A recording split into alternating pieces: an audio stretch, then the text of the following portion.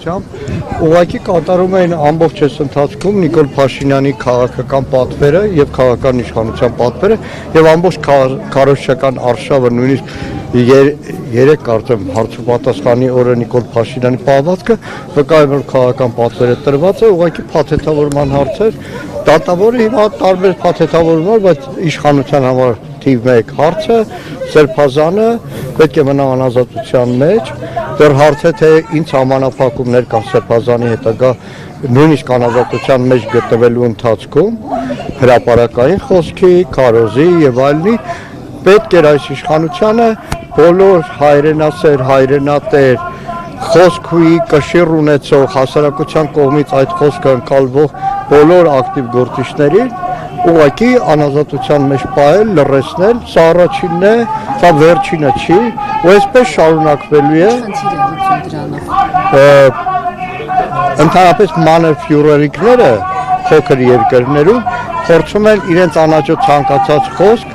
իսկ այս դեպքում նաև հայրենադավության, հայրենիքը մաս-մաս թշնամուն հանձնելու գործողությունները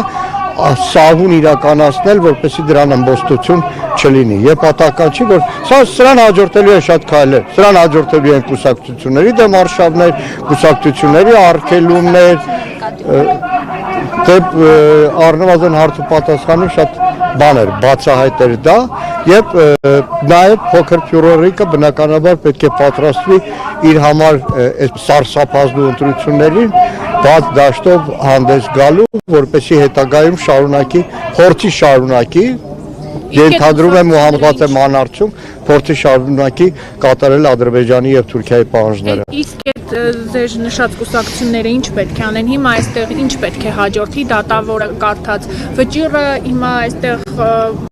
ելույթներ կունենան ու կգնան տուն այդքանով կսահմանափակվի թե այդուհանդերձ սա կարող է Հարգելի ես կառաջարկեմ այսօր մեր падգամավորների հետ ամբողջ երեկո անցկացնել որպեսզի տեսնել որ տուն գնալը շատ վաղուց ընդդիմադիր մեր падգամավորների եւ շատ ընկերների համար վաղուց դադարել է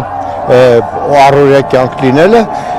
մի մասը գնում է բանտ մի մասը շարունակում է այդ պայքարը Սերբազանին են դուրս անում երևի փորձեք